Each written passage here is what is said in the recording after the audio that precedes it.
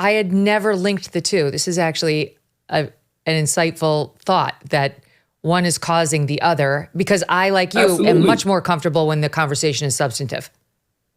Yes. And you think about it, right? It's a link because when somebody says, okay, Megyn Kelly, you have to be this place at 7 o'clock at night, you're already dreading all the things you know you have to do in order to get to this place. And if you got something to do the next day, you're like, I'm going at 7. I'm going to be out by 8. I want to be back home in my bed by 9 o'clock. And I hope when you get there, you're thinking about all the conversations people want to have with you. You're thinking about, what people are going to try to get from you. Because a lot of it is people just trying to take from your energy at these places. It's not a lot of pouring into you when you go to these events. Yeah. So stuff like that, man, it's like, yes, it does cause a lot of social anxiety. And it's another reason why I keep telling people small talk sucks. I do not like it in any way, shape, or form. And it's not even just about the small chit chat either, Megan. It's about how we make these micros macros nowadays. So most of the things these people are coming to talk to you about, they're not big issues. But folks act like they're the biggest issues in the world. And so when the actual big issues come across our desk, we don't even know how to talk about them, if we even choose to talk about them at all. And you sound right now to me like Jocko Willink, the badass Navy SEAL, who's like the godfather of all Navy SEALs, who he came on the show and I was talking to him about all the stuff we argue about every day, all the day. And he was like, just don't give it any energy whatsoever. The way you solve these things you don't even talk about them. I'm like, well, there goes my whole career. I mean, that's kind of what I'm in the business of doing.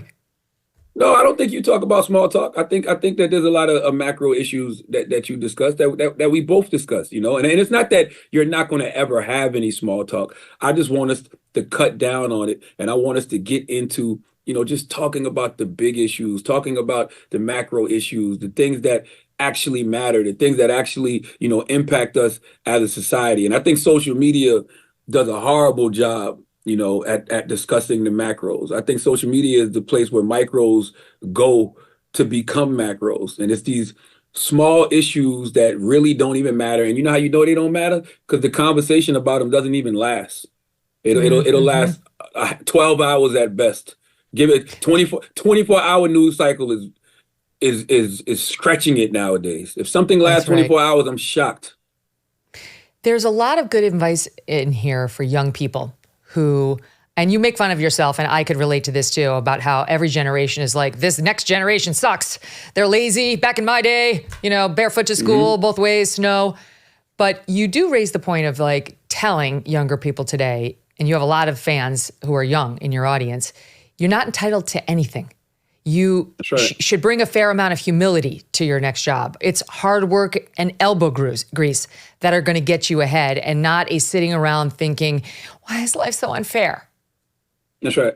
Yeah, the more things change, the more they stay the same. So, as we live in this society where everything looks like it's easier than what it actually is because of social media. Like, my guy, Pastor Stephen Furtick, he's actually from my hometown, Moscona, South Carolina. He has this quote where he says, social media is literally everybody's highlight reel. So you're comparing your real life, you're comparing the process that you're, going through in life to somebody else's highlight reel. And because of that highlight reel that people are constantly posting, we feel like we can just skip steps. We feel like we can just, skip the process. Like everything takes time. Like there's no such thing as, getting pregnant and then having the baby the next day. You get pregnant and you carry that baby for 9 months for a reason. There's different trimesters for a reason. It's a process. There's a process of coals going to diamonds, right? Like it's all a process. And this generation, feels like they can just skip the process only because of social media, because it's so easy to walk down the street and see somebody else's phantom and take a picture in front of it, if that's your thing, and then post it. And then everybody will be putting 100 emojis in your comments like you're out here doing you're out here winning. It's not even your car. So it's like, I just try to tell kids, I try to tell the younger generation, you can't escape the process. And you got to have patience. Patience is another lost art nowadays, because of social media, because you have all of these people lying about where they are in life. Right, and how they got there. And it's definitely not and how they got there. You write in the book about how you had a time in which you were doing drugs, and I think dealing drugs. And that's sort of the birth of your stage name.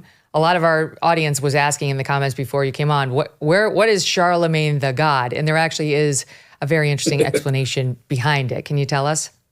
Yeah, I come from a very small town in Moncks Corner, South Carolina. The population now is probably like 10,000, 11,000 people. But when I was growing up, it was like 6 to 7,000. So like everybody knew each other. And so when I did get into, selling crack, like I would wear a hoodie and I would tell people my name was Charles, because I knew that if I told them my name, Leonard, right, they would be like, oh, that's Larry's son, or oh, that's Julie's son. And it was so funny, Megan, that the people who were buying crack would go tell my parents that I was selling it.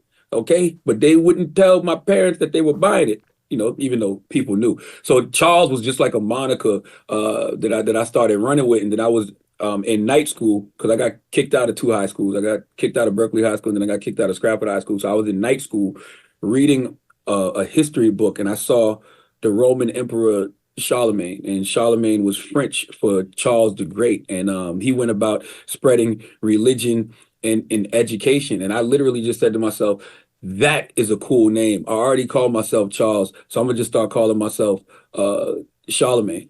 And back then I used to rap, so it was a cool rap name.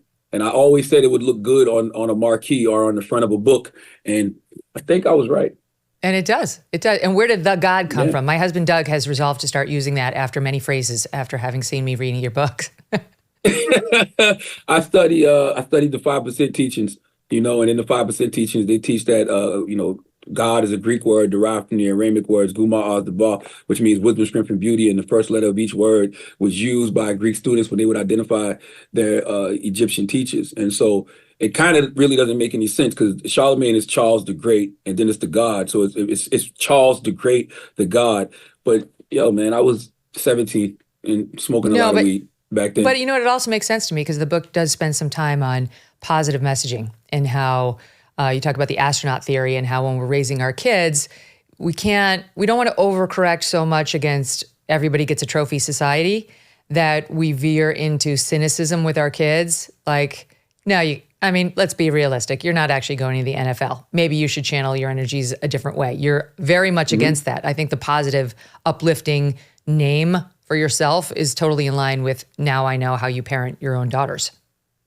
Absolutely. And I got 4 daughters, and when they tell me they want to do things, I don't shoot it down, because I had older people in my life who did that to me. I tell a story in one of my first books, because this is my 3rd book, but I tell a story in my first book, Black Privilege, about how I had a cousin aunt. She was like my mom's cousin, but she was also like an aunt to me as well. And I remember just talking about all of these big plans I had and all of these things I wanted to do in my life. And I remember she said to me, don't set your goals so high. Don't set your goals so high, because if you don't reach them, you're going to be disappointed. And I paused for a second and I said, that is the stupidest shit I ever heard in my life. I want to tell you about Genucel's 25-year anniversary with an extra 25% off their already awesome prices, making this the biggest Genucel sale ever. Right now, get Genucel's most popular package featuring Gen 90 for immediate results in minutes, and their top-selling under-eye bags and puffiness serum for over 70% off. Save big on all Genucel top-selling products for a younger, more youthful-looking you. And see those pesky bags and puffiness disappear right before your eyes. Genucel guarantees you will see results in less than 12 hours or your money back. For a limited time, get 70% off, 70 I say, plus an extra 25% anniversary discount automatically applied to checkout. If my math is correct, that's 95% off. Good luck finding a better sale. Once this sale is gone, though, it's gone. Order yours right now and get the Genucel jawline treatment for a more contoured, defined jawline. Genucel.com/MK60. Genucel.com/MK60. Visit Genucel.com now and get a free spa box with 2 bonus gifts and free shipping. It's a great deal. GENUCEL.com/MK60. Hey, thanks so much for watching. If you like what you just saw, hit the subscribe button for more clips and full episodes.